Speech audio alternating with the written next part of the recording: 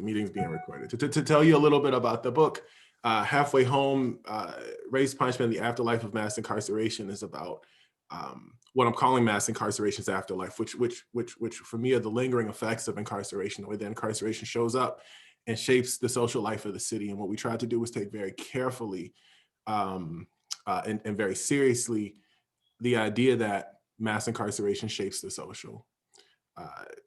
The reason why this is appropriate, I think, for this lecture series is because the Detroit Reentry Project, which is about a third of the book, and the book is based on three research studies, a 3.5-year ethnography in Chicago, work in Detroit, which I'm going to talk about in a hot second, and my work following formerly incarcerated activists while I was in Princeton, New Jersey at the Institute for Advanced Study. And while those were separate projects, I tried to bring them together.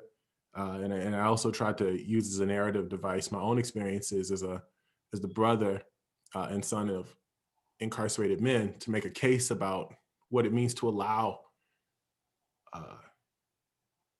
for proximity in the research process, and what you see when you allow yourself to get close and getting close to your own experiences, but also your own pains.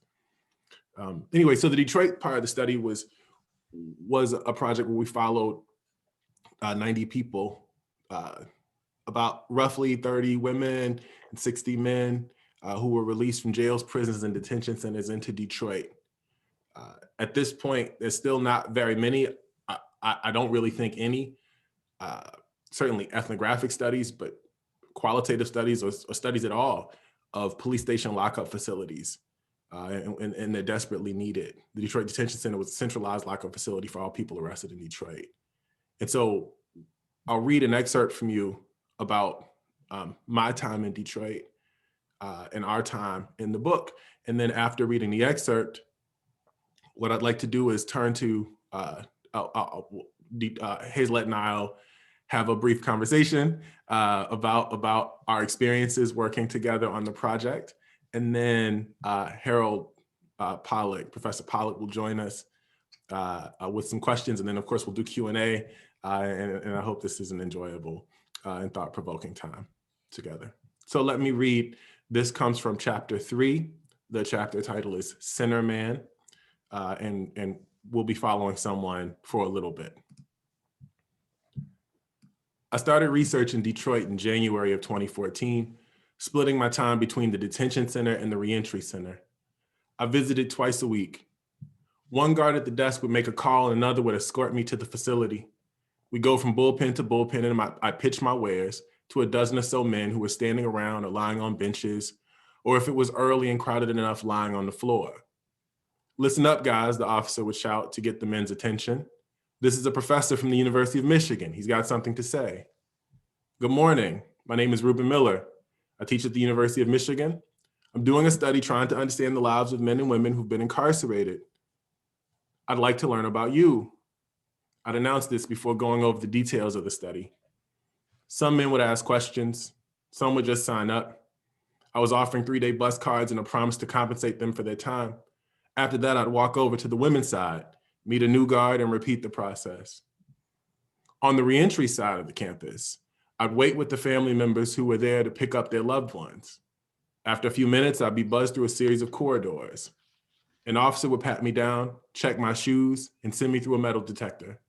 Another would draw a line on the top of my right hand with an infrared marker to signal to other guards that I was a free man. Yet another officer would hand me a panic monitor. If there was trouble, I could pull a tab and more officers would come running. I'd head to the muster room.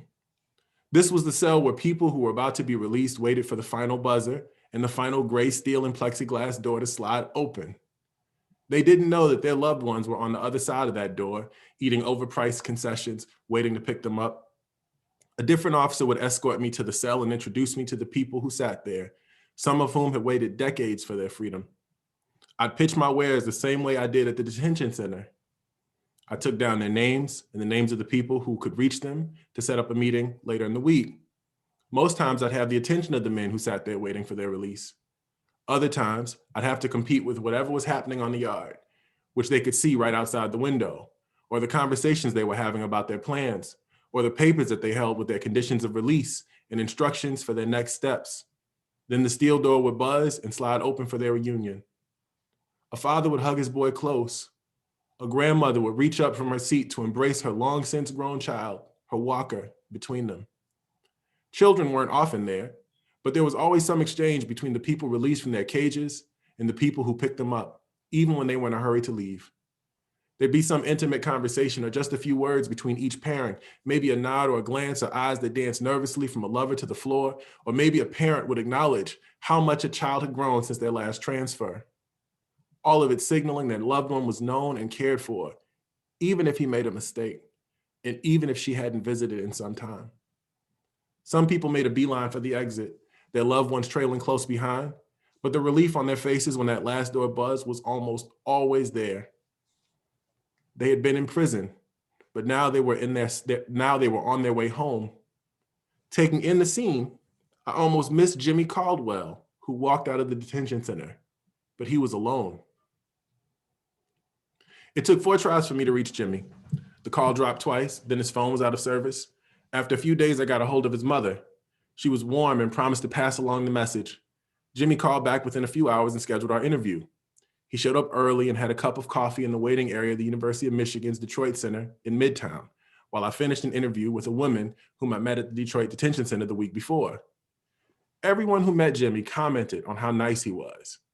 Although he was a stocky man, he appeared somehow vulnerable, hanging on a speaker's every word like it mattered in some profound way. He was 5'10", but seemed short. He smiled easily and joked often, but not so much that you didn't take him seriously. And while he looked at you directly when he talked, he never quite made eye contact. I invited him from the table where he was drinking coffee with lots of cream and sugar to the room where we'd have our first interview, and Jimmy moved quickly. We covered the basics in short order. He had a 10th grade education, and he'd been arrested at least 20 times, starting when he was 16. High school was hard. He tried Job Corps, but it wasn't for him. He sold dope, used dope, and went to prison for property crimes. After a 3-year sentence for grand larceny, he finished a 6-month drug treatment program at the Detroit Reentry Center, which was where we met. He was happy about completing treatment. He did a 12-week program at the Community Mental Health Clinic and a 6-month treatment group at the Pontiac Correctional Center. Before he went to prison, he spent 30 days at a halfway house, not 2 miles from my Midtown office. And he used lots of treatment language. He talked about people, places, and things, and codependence, and enablers, and my madness, and my disease. I wondered about his life, but I wanted to get beyond the things he learned to say in treatment groups, and beyond the stories you hear when you watch Black gangster movies from the 1990s, like the hard and tragic life of violence and addiction that poor Black kids are presumed to find themselves in every day. I need to get past the stories of duck bullets and crackhead mothers and teachers who hated kids who lived in the ghetto. Black life in cities like Detroit had been so caricatured, and these caricatures have led to terrible policy, welfare reform, the war on crime, a million mentorship programs that try to replace missing Black fathers. This is despite 2 decades of research that shows Black fathers are actually there. Black fathers help with homework and go to games and share moments of affection like all fathers. In fact, Black fathers spend more time with their children than fathers from any other racial group, even when they have multiple children, and even when those children have different mothers, what social scientists call family complexity.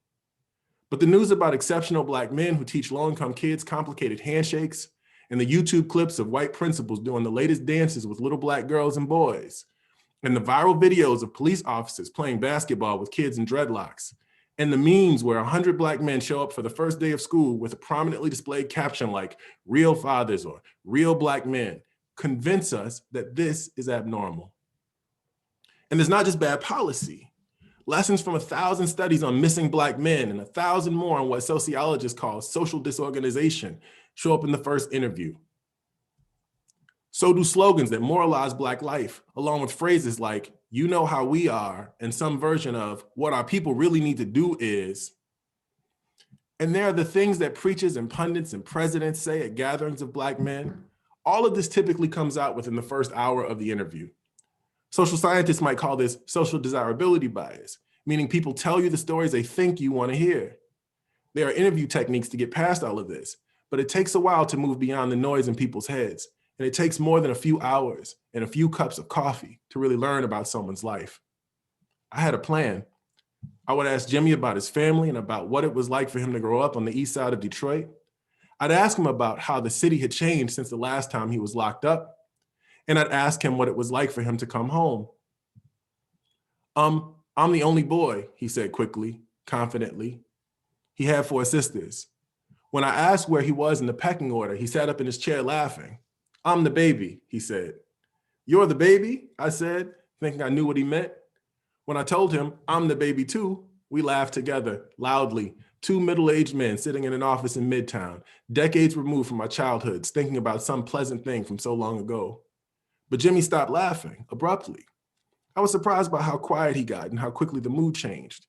He wiped his eyes, sighed, leaned his head on his hand. So, he took a long pause. Tears started to stream down his cheeks. I was kind of spoiled. I got pretty much everything I wanted. Then 30 seconds of silence. Jimmy was full on crying now, no longer bothering to wipe his face. His dim brown eyes red and full, his voice soft and broken, he went on. So when crack came, it was a lot of disappointment, I being the only boy. Is that why you're upset, I asked? What a dumb question. I didn't really know what to say. There was a grown man crying in my office. I handed him a box of tissues we kept for times like this and sat with him in silence. It's not where I want to be right now, he whimpered after a while. My sisters, they getting there. It's getting there, you know. I wanted to know more. He told me his sisters had helped raise him and that they were close growing up. He wanted to keep it that way, but that's not how things turned out. I'm 46, he said. My sister's like 50. No, she like 48. And I have another sister a couple of years older than that. And I've got 2 more sisters and their children. Everybody kind of looked up to me, he explained.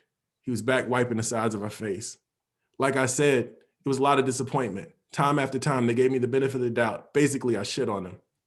What about your parents, I asked, trying to find my bearings. Well, my father, he was married, but wasn't married to my mom. I got 4 sisters, Jimmy said, explained that they were his half-sisters. That is, they were not all his father's biological children. His mother had children from a previous relationship, and his father had a family of his own. He took care of 2 families, Jimmy said. He treated all my sisters like they were his. He'd go home, but I seen my daddy every day. Were you close? I asked. Yeah, we was close at the time, he said. Jimmy's father died when he was young. Cancer. It was 82 or 83, he said. Jimmy was starting high school then. He was 14 at a new school with a mother raising 5 children on her own. Things started getting different. I don't know if it was because my mother didn't really know how to raise a boy. I was the baby. So if I want it, I'm gonna tell my daddy and I get it, he said. But after my father died, I stopped getting all the perks, Jimmy said. Jimmy's father was an auto worker at a time when people still had pensions. His mother made Jimmy and his 4 sisters take their dead father's last name to ensure that they would be, quote, taken care of financially, in Jimmy's words. But their share of their late father's Social Security income was all that they got. And that wasn't enough. There were no more perks other than the few $100s that came in the mail each month from the Social Security office. And that went to Jimmy's mother. Jimmy's father, the man who Jimmy saw every day, the one who took care of his sisters as if they were his own, was gone. I wanted to wear all the good shit like I had been wearing, Jimmy said, but it wasn't that kind of party. I felt like everyone was against me, so I started doing dumb shit. Jimmy would wait for the mailman to come each month. I figured, well, that's my check. I should be able to do what I want with the money. And I wouldn't think about bills and none of that, he told me, reflecting on his route into trouble. This was the reasoning of a 14-year-old, one who didn't realize that the mailman was delivering his check, or that the place where his father developed cancer might have some responsibility toward his family. And it wasn't just his family.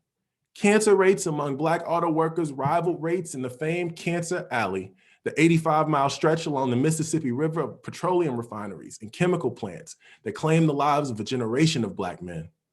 Auto workers were dying, leukemia, colon and pancreatic cancers, lung cancer, cancer of the stomach, cancer of the liver, brain cancer, cancers of all kinds claimed the lives of so many Black people in Detroit. I started to steal, he said. Like me and the other guys in the neighborhood, when the mailman come, we'd take the mail, try to cash the checks to ourselves. This was a whole group of boys that had lost their fathers to the auto plants. The same plants that convinced the government to use eminent domain to demolish 1,500 homes on the promise of good jobs in the 1980s. These same plants provided just a fraction of those jobs, then packed up and left. These same plants did not cut checks to the boys or their families. Jimmy and his friends stole the meager Social Security checks the state sent to their mothers. But, quote, that plan didn't work, Jimmy said. No one would cash their checks. So there the boys were, their names on checks their dead fathers had earned with no way to access the funds. That's when I left high school, he said. Now, the rest of this story is predictable. Jimmy ran the streets, stole, and started selling drugs. By 16, Jimmy was using. By 17, he had been to jail. By 18, he was in prison. He lied to his family and lost jobs. He stole things from people's homes.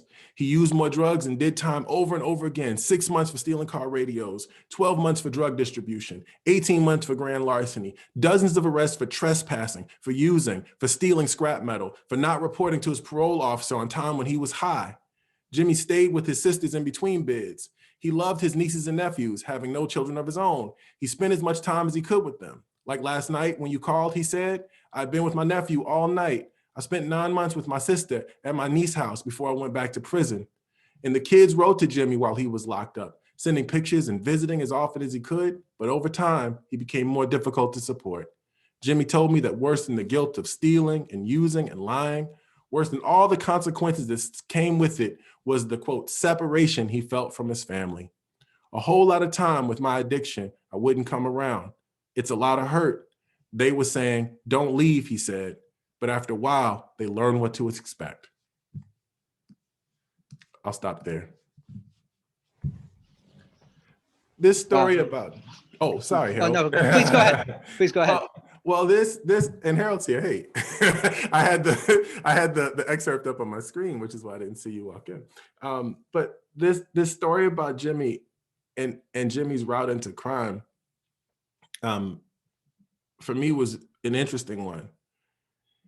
And it was interesting that he would steal the Social Security checks, and that he thought that what he was doing was wrong, reflecting back on it years later. He thought his entitlement to the check was wrong, reflecting back on it years later. And he said, I thought those were our checks, but they were his checks.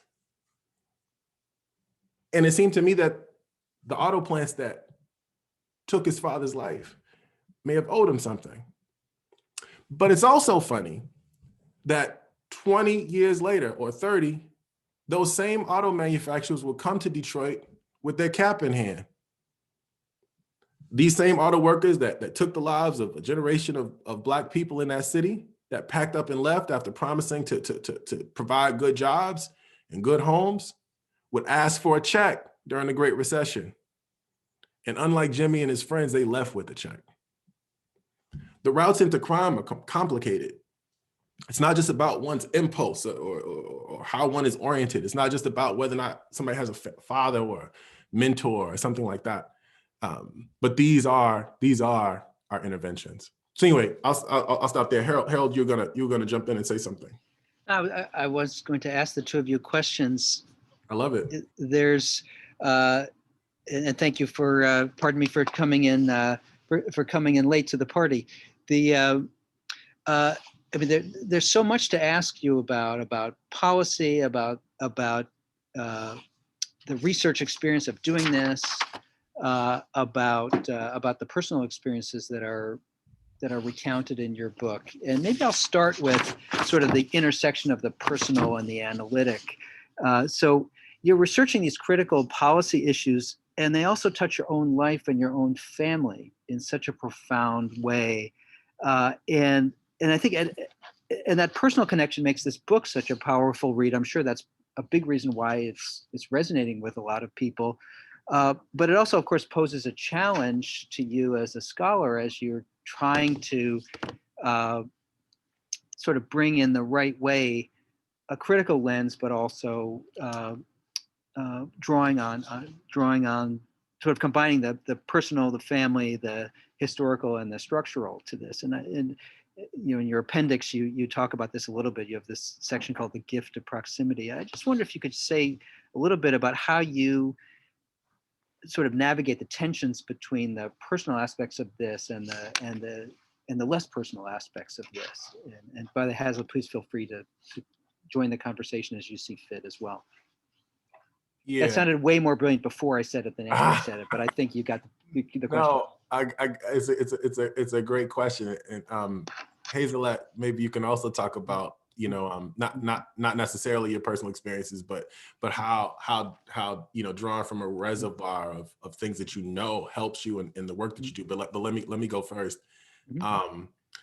So something occurred to me while I was doing the work, which was, you know, there's something universal. Universal is the wrong word, really, but there's something that's more in common than not, about pain, but also pleasures and joys, and then limits, in the gift of proximity is something I call the empathetic imagination, and the problem of the empathetic imagination. You know, empathy requires us to, quote, walk a mile in other people's shoes.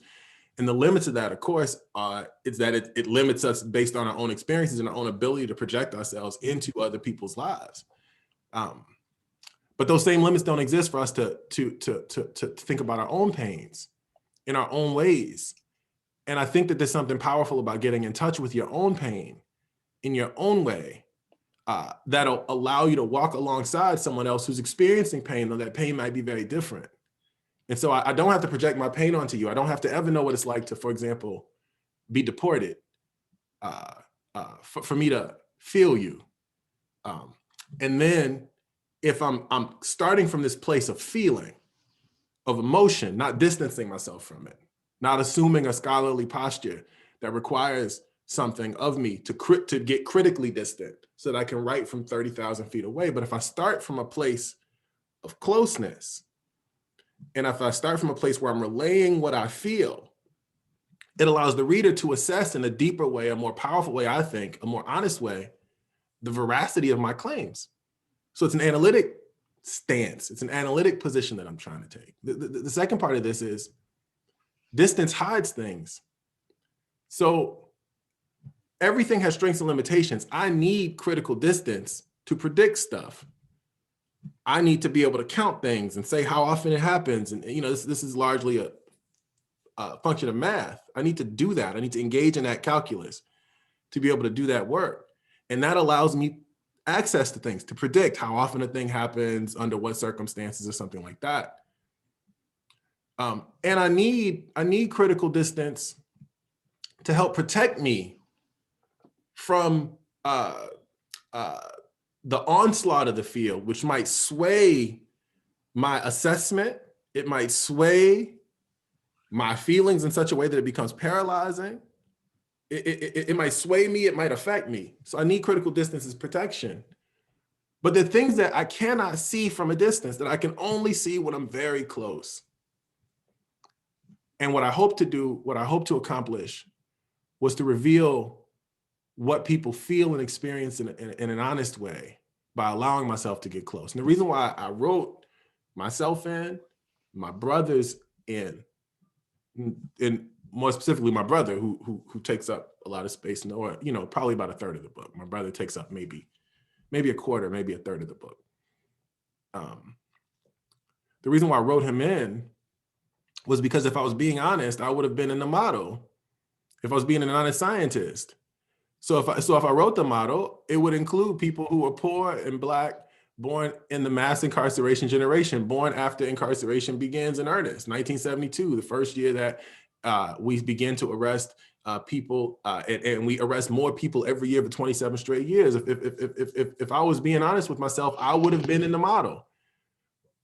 But scientific posture requires me to not pretend like I'm not going to be in the model and push myself back and write myself out. But I decided, like, what would happen if I allow myself to be in it, to feel it, to experience it, and to relay it?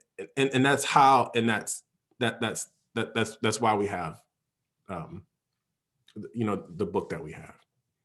But Hazelette, I wonder, how does personal experience, what role does it play in the work that you've done over these years? Okay, well, thank you, Professor. First of all, let me just say that is exactly why I chose to work with you, because your work always seemed genuine. So for someone who's had personal experiences in this area, somebody presenting work from a philosophical, or you just pulled up a bunch of statistics and put them together and wrote them down and said this is it, there's no feeling of compassion or anything or understanding, and people come out looking like villains in statistics. So that is the difference in your work. These people come out feeling like human beings, and they're in a contextual framework that helps you understand how some of them may have ended up in the position that they were in the system, and not just personally, but because of how the system, has been constructed, and what it was designed to do, which was to capture certain people of Mm. certain races and certain income levels and class levels and all that stuff. So the way that that's being able to be captured makes your work genuine, and makes it feel like you actually care about the subjects that you're working with, and that is the difference between most of the work that you see being done on this subject. I graduated from the University of Michigan School of Social Work with a master's in communities and social systems, in a with an interpersonal practice minor. And I'm telling you, there were people with some research projects that didn't come across as, I couldn't really relate to them. So anyway, so that's that. But anyway, so personally, having worked with these people and having had some of these experiences myself, this work comes off as genuine. You are a genuine person. It's easy to just, you want to call you Reuben, because you're so down to earth.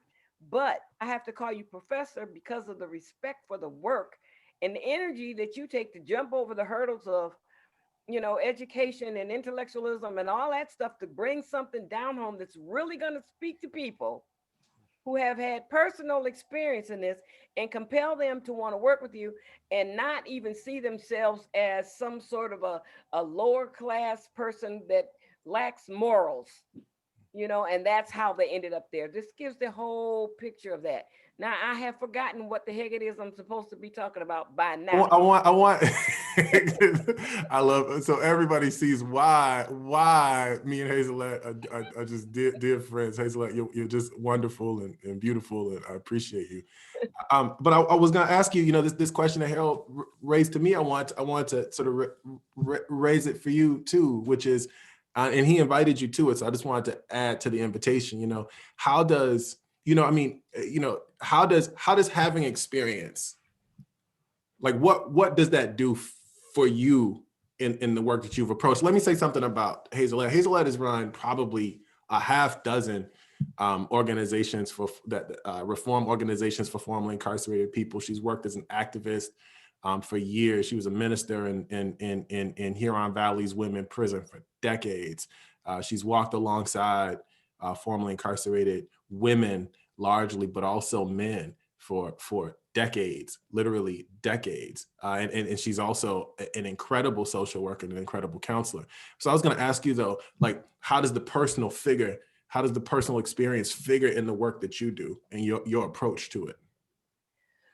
Well, thank you for asking that question, Professor. For me, it is really easy to see past the circumstances of that a person might present with, and to get and I'm always compelled to get to the underlying person underneath all of that stuff, because that's who we're really dealing with. Sometimes we're just dealing with that person, like that the child that is the baby in their family, the Yeah. daughter who was sexually abused or neglected by her family. I'm looking for that inner core of a person that needs to be drawn out, because that and made whole, because that is the person that they really are. They're not just, I don't believe people are just, okay, well, you're an ex-felon. Okay, but who is the person? Ex-felon is just a title. That doesn't tell you anything about who that individual is, how they came to be that, what the circumstances are, and then how do we motivate them based on their strengths to rebuild their lives successfully. If we're always telling them what they used to be, then we don't leave any room for growth or for rehabilitation. which is really a joke in the correctional system. You know, there's, put it this way, there's a lot of work that has to be done to make that a truth, you know, for the majority of people who are incarcerated. You know, and beginning with, I know in the state of Michigan, I believe we had stopped having private prisons. They're horrible things that happen in those things. People are doing that for money. The more people they get, the more money they make. So the whole system is just designed to keep cycling people through the doors without ever having made the changes necessary so they don't recidivate at 75-80%. You know, so I think I got off track again. Yeah. By the way, I also noticed, Hazelette, that you worked with people with intellectual and developmental disabilities, which happens to be something that touches my family. I want to honor the work that you did as well. And as a reader, I must say, this is the kind of book that as a reader, one processes through one's own experiences. And there were two places where that really resonated with me. One is when I thought about the family members and loved ones. You know, we have a lot. It is not easy to take care of someone who has a serious disability, but you don't face social stigma, and the community is incredibly embracing, and that makes it so much easier. Yeah. You don't have to explain to anybody, you know, why you're in need, and you don't face. There's no questioning. And so you actually experience very pragmatic challenges, but you don't experience a whole range of social issues that, you know, I was just really struck by so many of the stories of the loved ones, both of returning citizens and people who are incarcerated, and what they were experiencing. But the other thing is that I want to ask you about is, I like many people, and including many people in your book, I also am someone who's been the victim of crimes. And in fact, there's a murder in the book, which happens to be eerily similar to my cousin's murder. And my cousin Jesse Petchers was murdered by two 16-year-old boys who were rifling through his stuff, and he just surprised them, and they panicked, and they beat him to death. And you can imagine this was, and it does make me ask the question, how do we have a conversation with people that honors the humanity and the pain and the loss of people who are victims of crime, without brutalizing returning citizens, people who are incarcerated? How do we somehow bring both the empathy to all the human beings in that equation? And I just wondered if you could discuss that aspect. I appreciate that very much, and Harold, thank you so much for sharing that. When you mentioned that in the note, I was immediately appreciative and just am grateful to you for your work in light of tragedies like that. I should say, many people in your book had similar stories that were certainly very, I didn't mean to interrupt, but there's nothing unique about this story that I told. No, It just happens to be my story. And I think this is a part of the point. You know, we live together, and people do great harm to one another for 1,000 reasons. You know, there's a book by Jack Katz called The Seductions of Crime that talk about people who fall in love with. I mean, you know, I'm gonna give a bad crib note, but the idea is that there's something about the criminal act that draws people to it.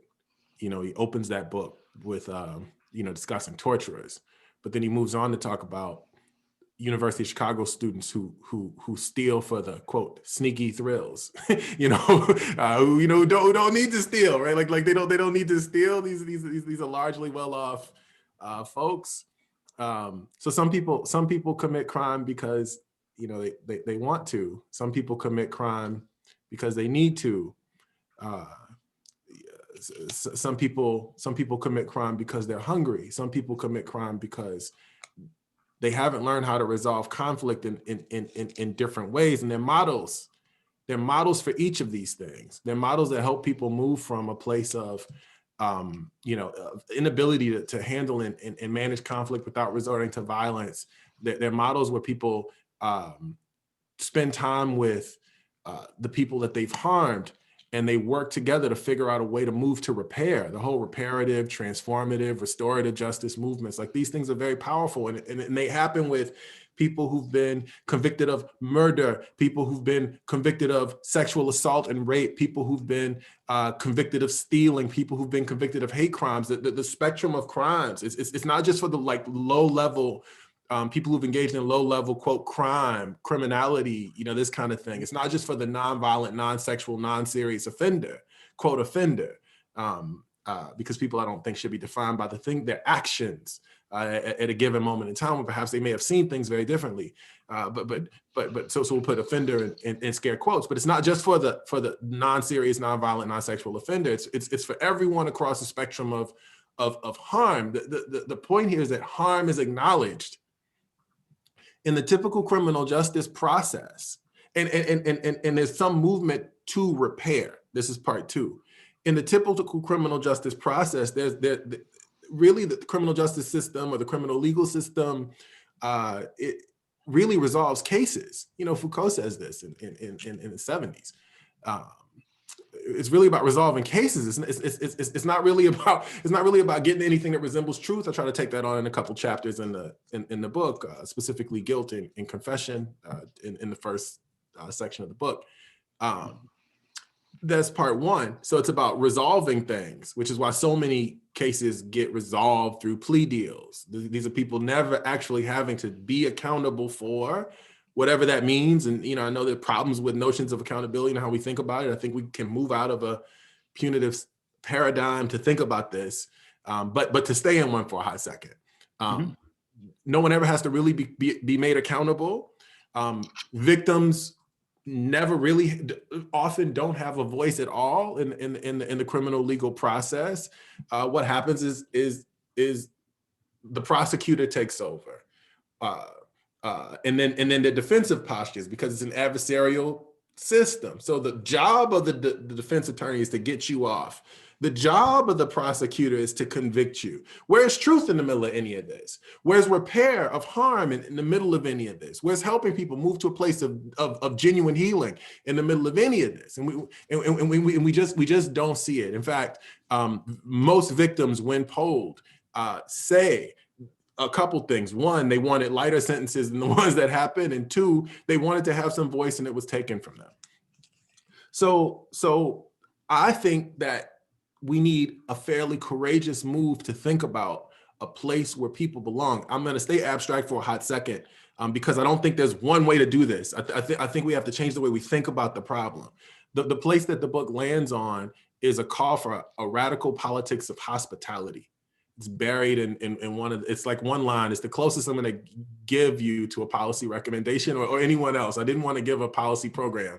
I'm gonna ask you about policy, so don't think you got away with it.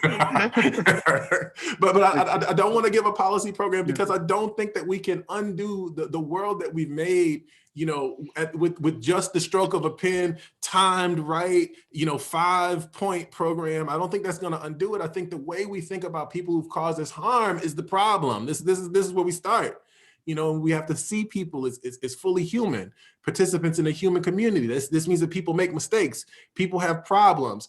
People come to the world with strengths and limitations. People come to the world having done things wrong.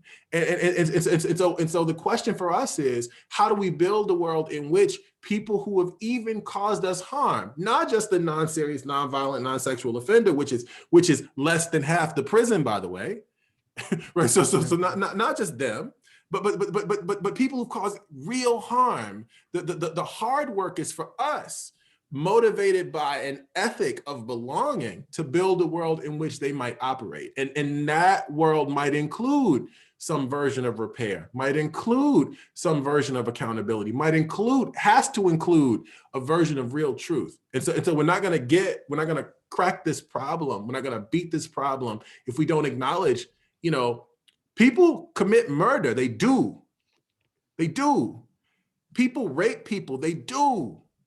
It has happened. It has happened. All of us have been victims of things, and we all need to come to a place of healing and repair. But we have to ask ourselves, and we have to ask of the community to make a space for us to get to a place of healing. And that's not what we have. What we have is a kind of amputation of people we don't like and we're afraid of from the social body. And we have a place, we've come to a place now in our country where we've refused to grow. We've refused to allow ourselves room to grow. In Norway, that Breivik guy who killed 80 precious Muslim babies was given a 20-year sentence. And all the therapy that he would need and all the control, and that's a dangerous word, I understand that, but let me just say this. All the guardrails were put in place so that he would never commit that act again. I think there's a lot to learn from that example. There's a lot to learn there. I must say, I do think that there is some cause for optimism in the public conversation compared to, I'm a little older than you are.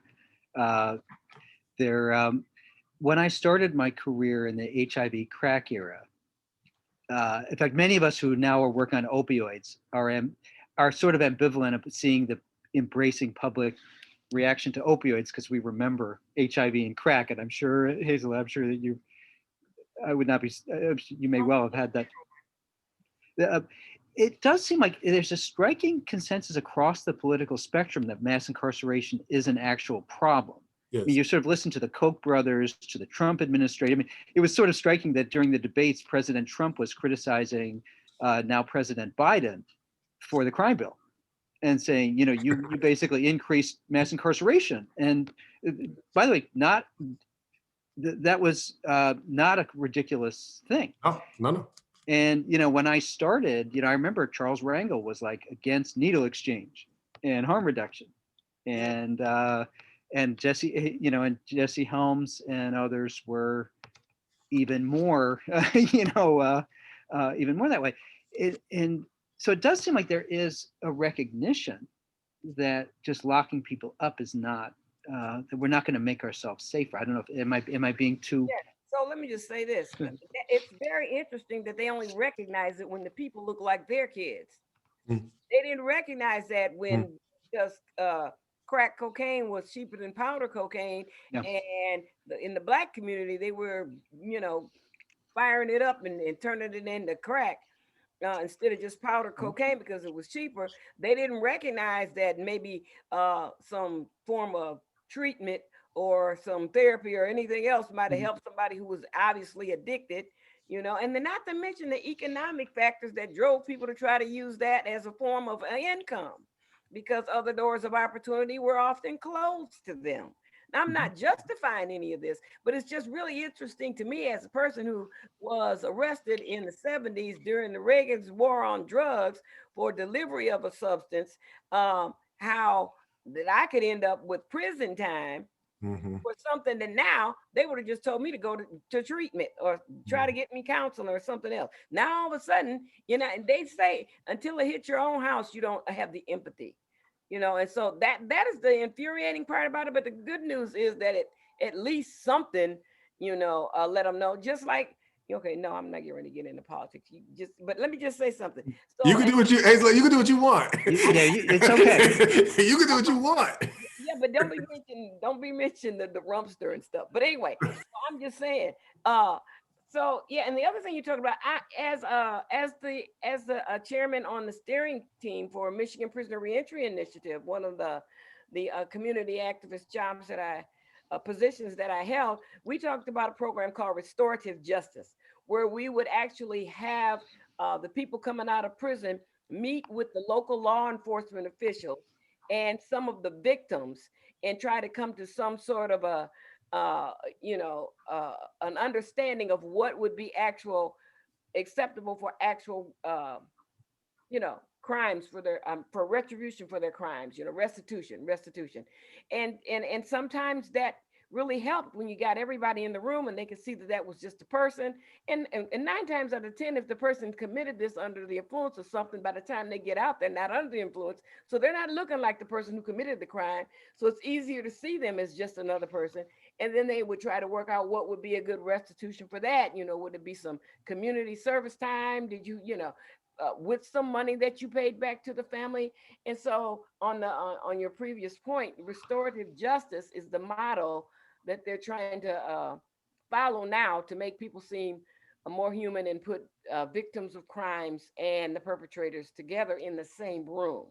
This is also one of the reasons why I kind of resisted, giving a policy chapter or something like that at the end of the book. And even though, there's some brilliant books that do that and do that work very well and all of that, I didn't want to do that because really, I think the ethical position is harder, So it's I think if you take a position that we will build a society in which we can live together, and you do it out of an ethical commitment, it's harder to do than, say, initiate some measure based on, or some new policy based on a positive recidivism score. So I think the problem is an ethical problem. We want some actual change. We want some actual change. We've built in the book what I call a supervised society, thousands of laws, policies, and administrative sanctions that regulate the lives of people, because at this point it's reflexive. It's muscle memory now to exclude people with criminal records. It's become so deeply ingrained in us to shun, to amputate from the social body, to push away people who hurt us, to turn our heads from things that cause harm. It's in our muscle memory, and that muscle memory has to be undone. And to undo that requires commitment, not because it feels good or feels right, it's cheaper, or even that it makes more rational sense to me in a given moment. Well, it'll reduce crime. Okay, it's the same. There's a dilemma here. There's a very similar dilemma here where the politics of feeling is really in the way, because we avoid feeling, and there's a politic that's driven by feeling. We avoid feeling, and then we're driven by fear and by the feelings that fear kindles. It's a very strange conundrum we've wound ourselves into.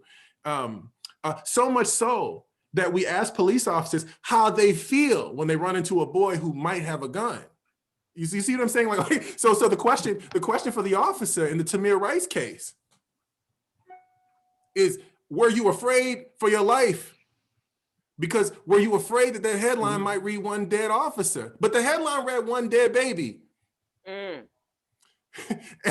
ethical commitment isn't there for the baby. The politic of fear drives this avoidance of tough things, of hard feelings, of being hurt, being harmed, running from harm. And so what I think we have to do is wrestle with the ethical commitment of it, which means I might get hurt, actually. I could be hurt, I could be vulnerable. This is also a reason why I wrote myself in some ways, not because I'm brave or something like that. It's not the point.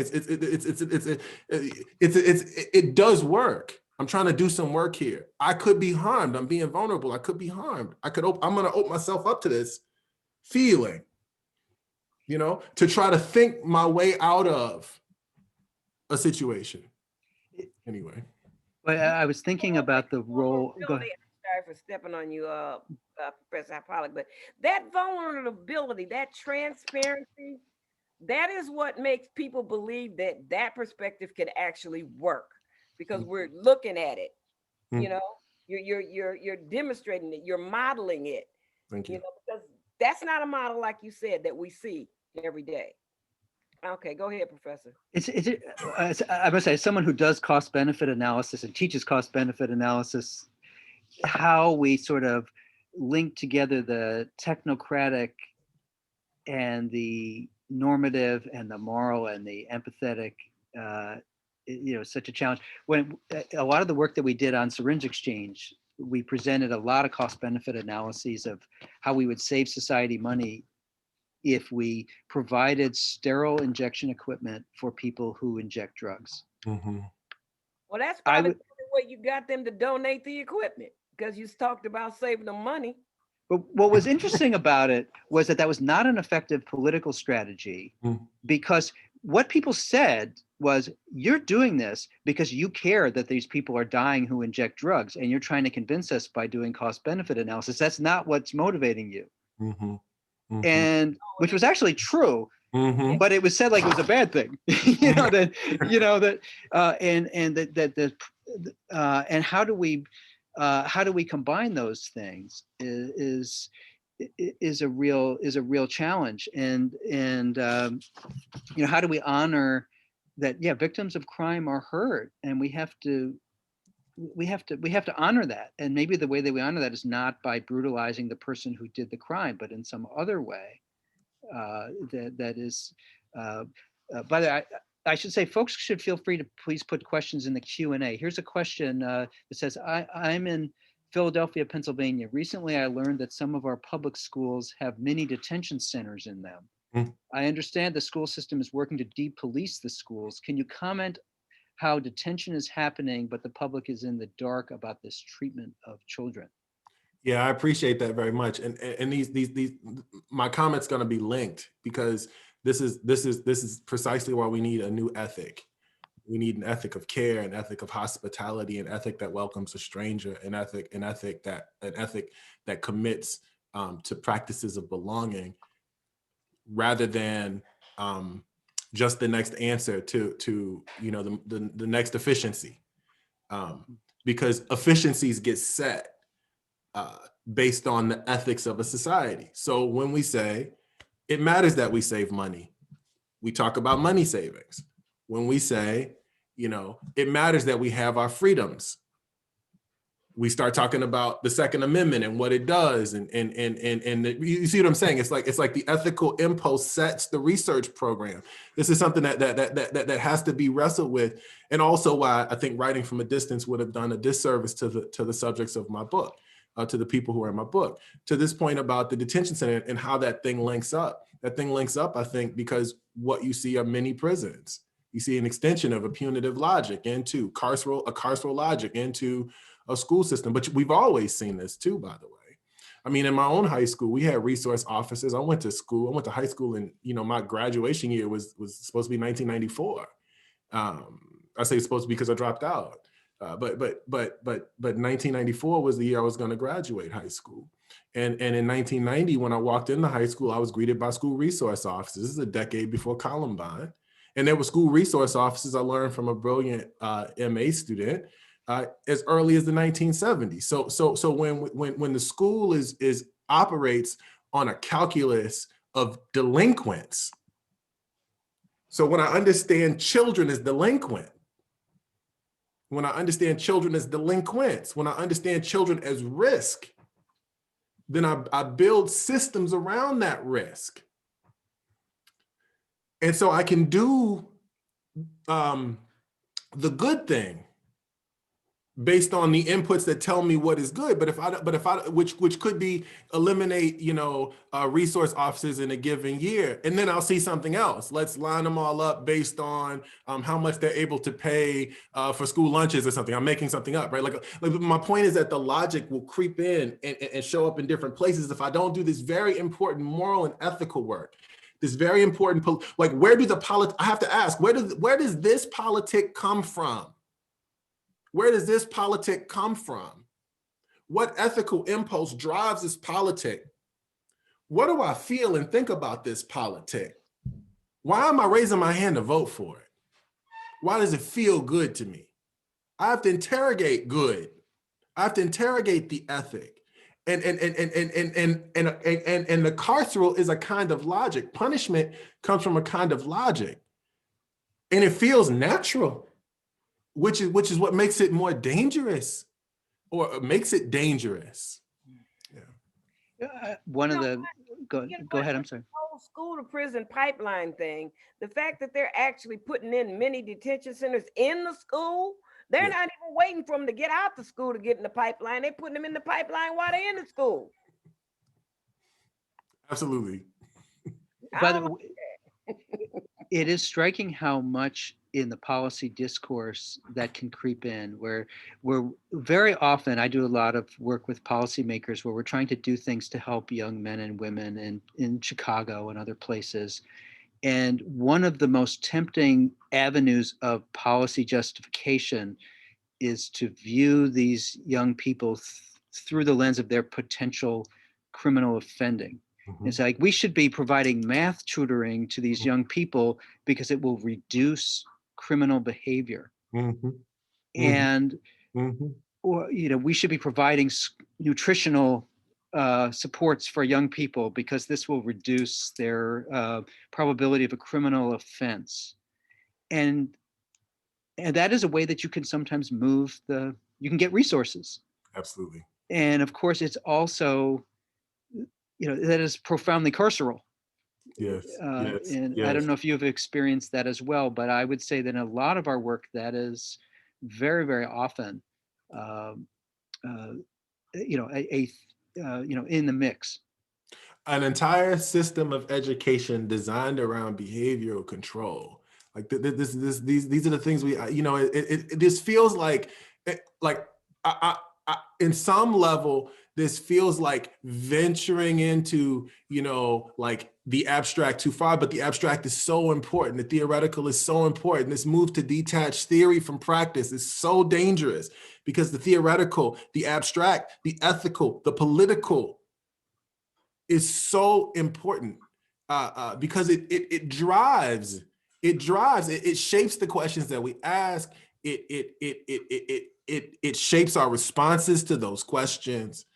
It sets our repertoire of responses to a given social situation. So much so that, the question that drives how we do education. I'm not an education scholar, of course. The education scholars in the room would say much more about this.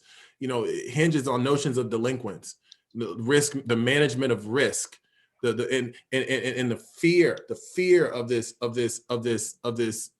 child. Like how we think about, like we have to think about how we think about childhood. We have to think about how we think about people in relation to one another. We have to think about how we think about human nature. Do we live in this weird Hobbesian world where life is brutish and short and man is wicked, and if I can, I'm gonna take full advantage of you? Is that the world in which we live? That's certainly how we govern. Is that the world in which we live? Is that the relationship that we want? And then we build the world to foster the kinds of relations that we want once we start from a place of understanding where we are in time and space.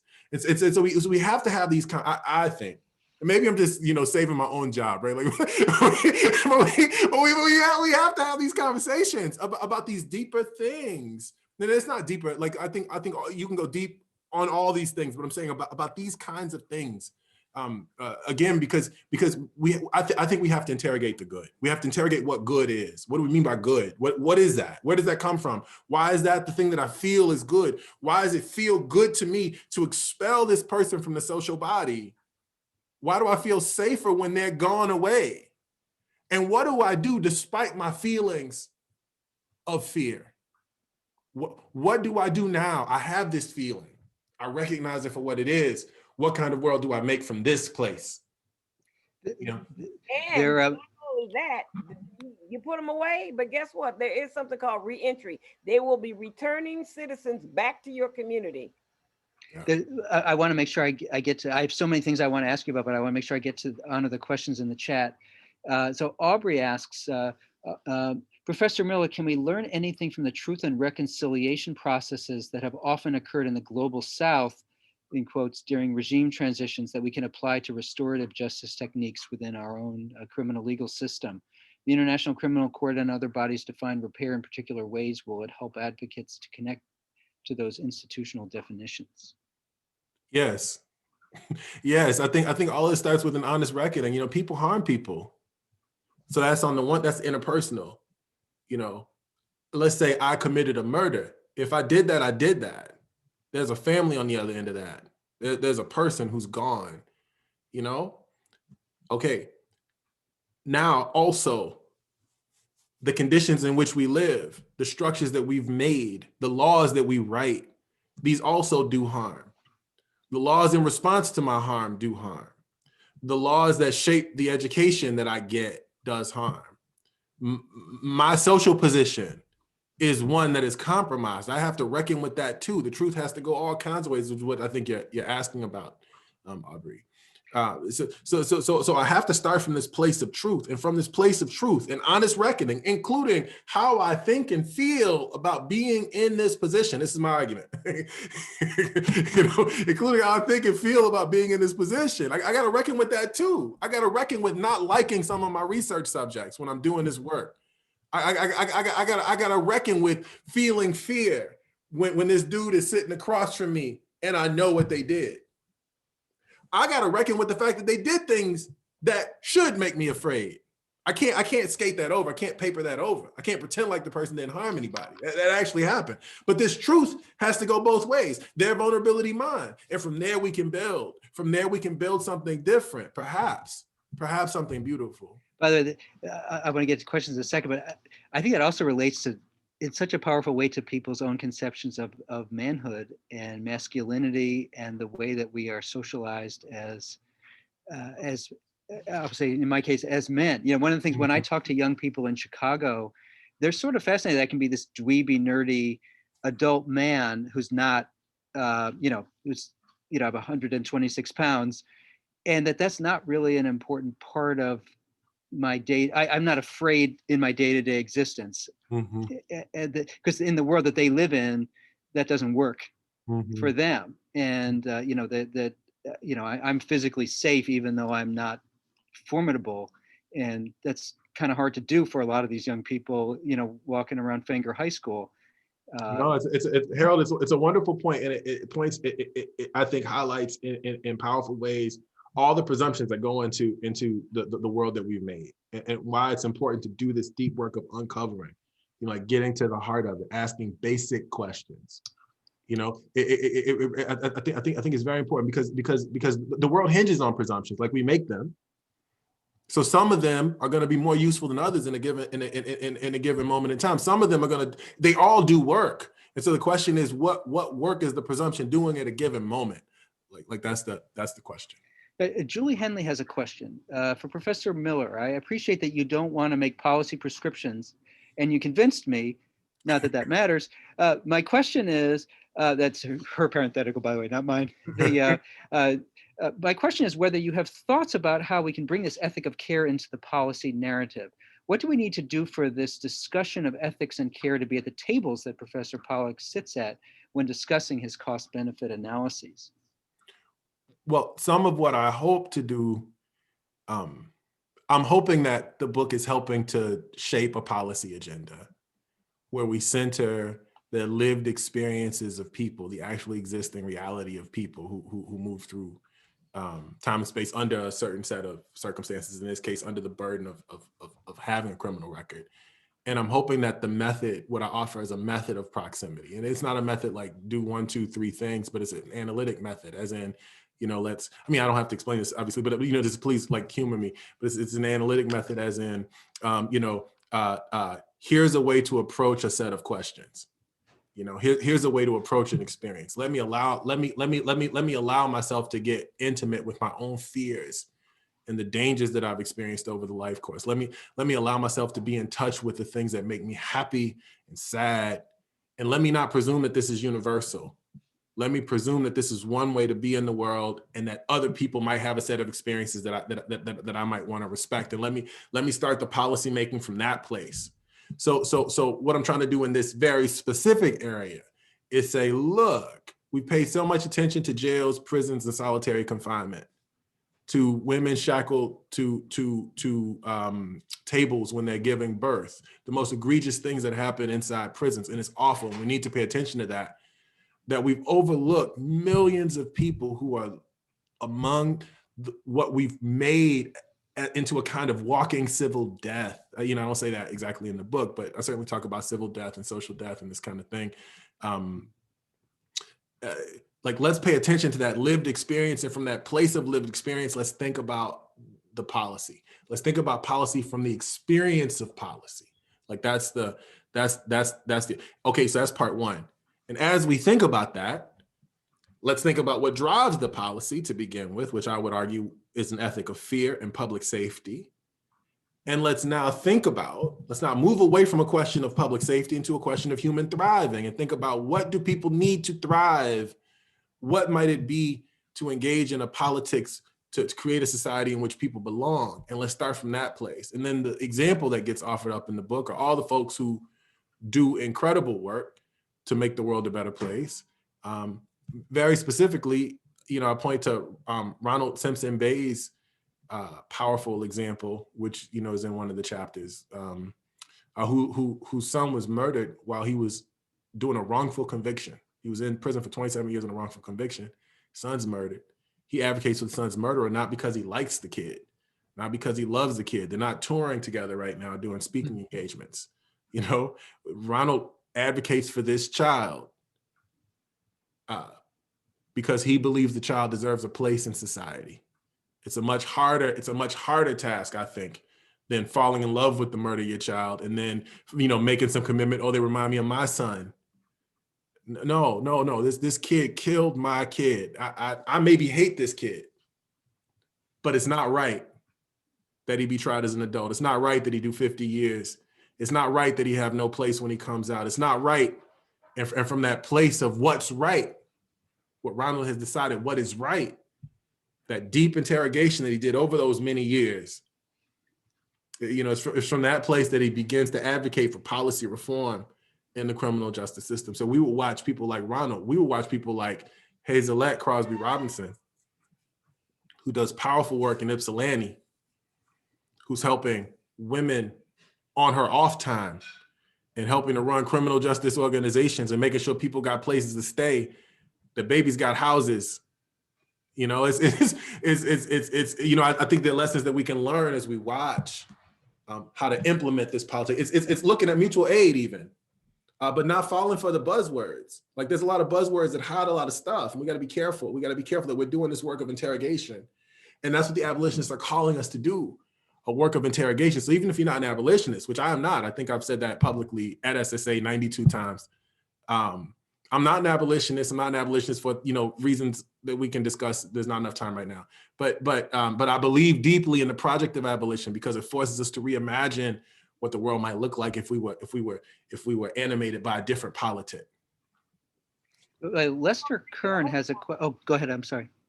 Okay, listen. Who are we gonna get to write these ethical policies or look what we got going on in our government right now? Who exactly are we expecting to get this work done?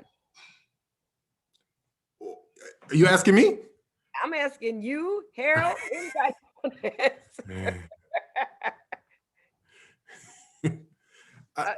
I think who we elect reflects a lot of things, money and power and all these sorts of things. But I think the electoral process is very important to this. I think we can think about this ethic that I'm suggesting, an ethic of belonging, an ethic of care, an ethic of responsibility or hospitality.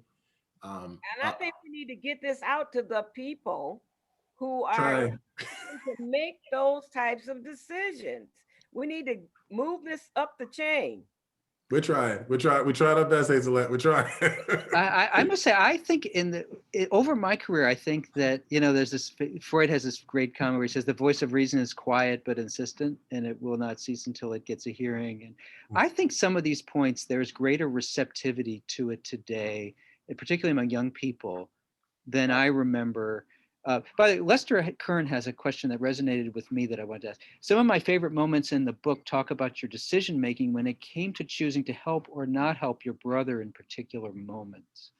For example, you talk about how you came to dread the collect call from your brother. Can you talk about what you and your family were wrestling with and what was going through your head during those small moments? And if I could just add to his questions, sort of the sense of moral injury that so many family members must confront when they're like, here's some things I'm willing to do for my loved one, and here's some things I can't do for whatever. Like he's in my house and he's having a crack party in the basement. That's right. That's right. And got to go. So talk about how you navigate those kinds of moments. Yeah, I mean, Okay, so it was hard. It's hard. People test your patience, even people you love dearly, and that's a part of being in a relationship. And so you have to come to a decision about where your lines are. And I think we need lines. This is me talking. Like, you asked me, I'm gonna tell you, I have lines. I needed lines. I have boundaries. I needed boundaries. I needed those boundaries so that I could have a successful life, so I could raise my family, so I could be present for my wife, my children, the people who've come to depend on me and care for me and have heaped so much love on me. I can't be absent when home needs me. You see, so that was important to me. But it's hard. I think one of the things that one of the reasons why those moments stick out, Lester, may be because we don't always write about them. We don't always write about, like there's an accusation of ignorance on the part of the public, an epistemology of ignorance, a manufacturing of ignorance and innocence. And we get this from Baldwin, of course, but also King and the civil rights leaders of that moment, also Du Bois, 100 years before that. I mean, but there's this accusation of it, but we pick it up in our own writing, in our own practices.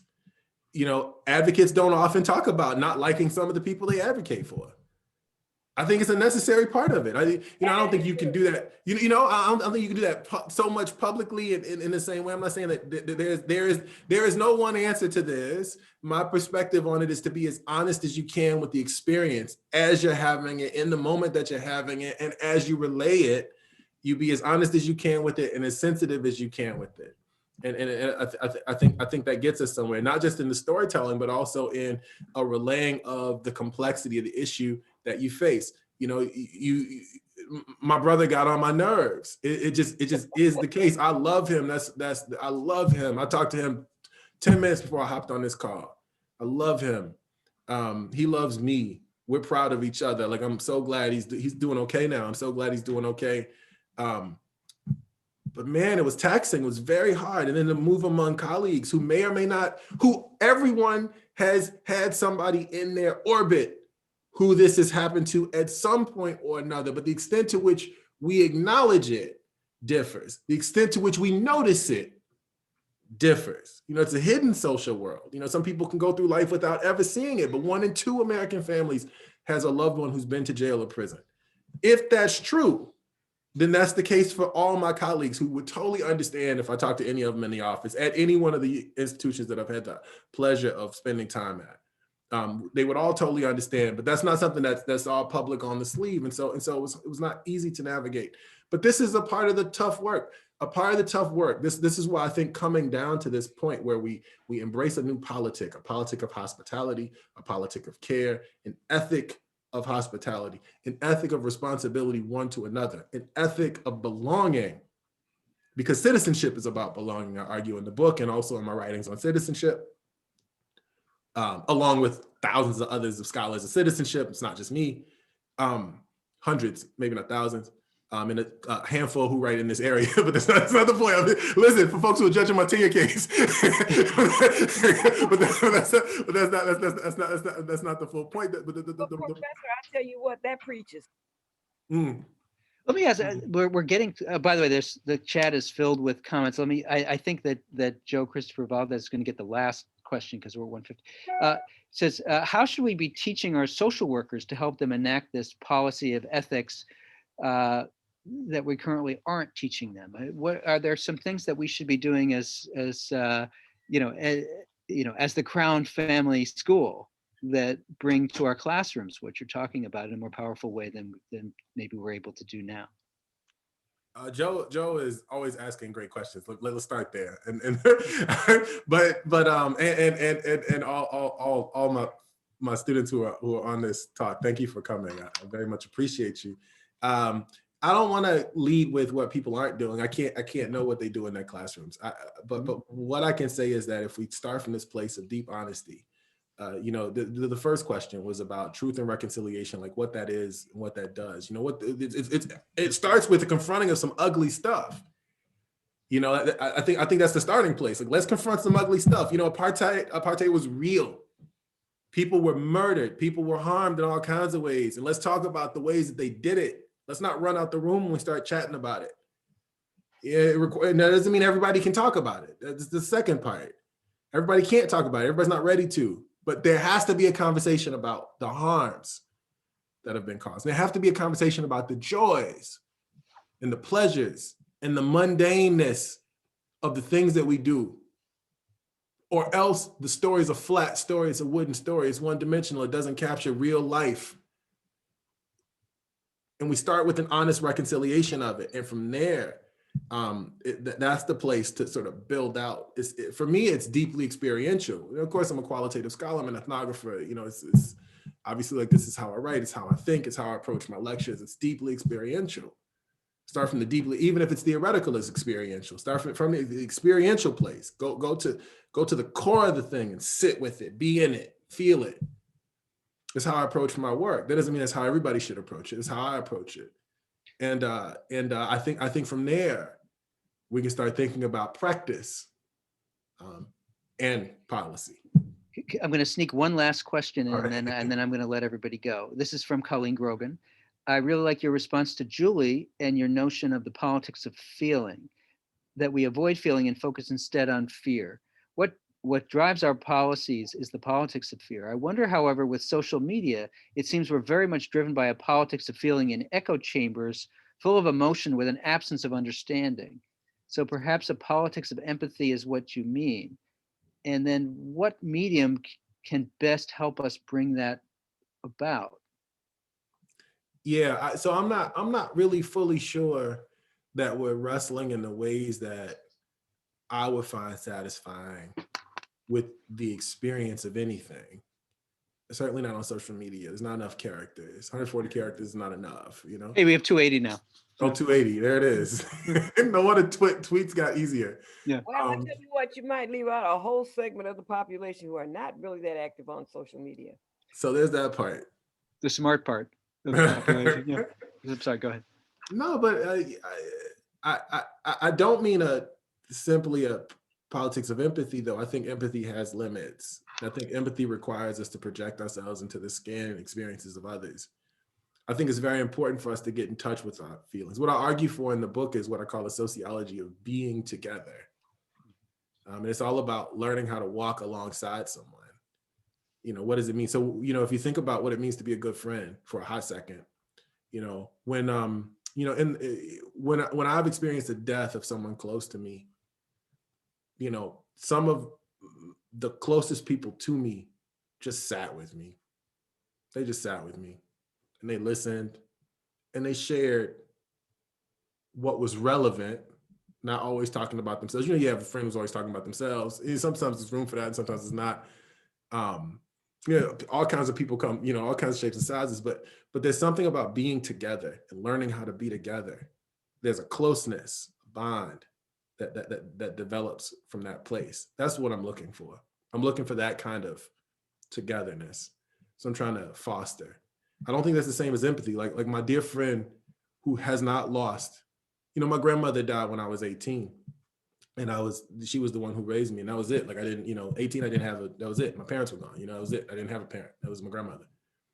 And my friends hadn't experienced anything like that. Now I've been on my own. I lived by myself from 16. I moved out and, was on my own from 16. So I didn't have friends who experienced anything like that, not in the same way. But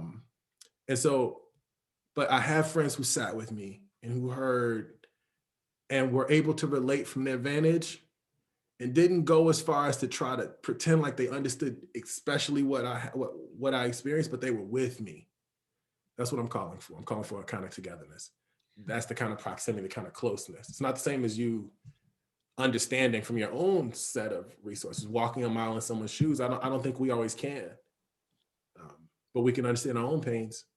And that understanding your own pain requires a kind of maturity too, to be able to sit with it. And I don't think social media allows us in a really full way to do that. I don't think that's what social media does. This is something else. This is something. Is the difference between a tweet and reading a book. We can read tweets about the book, or people can buy the book, and you got to sit with that book for it's going to take you 6 or 7 hours to sit with that book. Well, I think we've reached the witching hour. I think we've all felt that this time that we've had together has been very enriching. Hazelette, you want the last word as send us out? You know what? This was really great. I think this is how it all begins as being, thank you, Professor Reuben, for just being the person who you are and for this wonderful work that you've done to open up this conversation, to talk about it at a different level than we've been talking about it, in the ethical, compassionate level that will affect our policies. And I think this needs to be widely shared with people who are legislators and have the authority to make some of these decisions.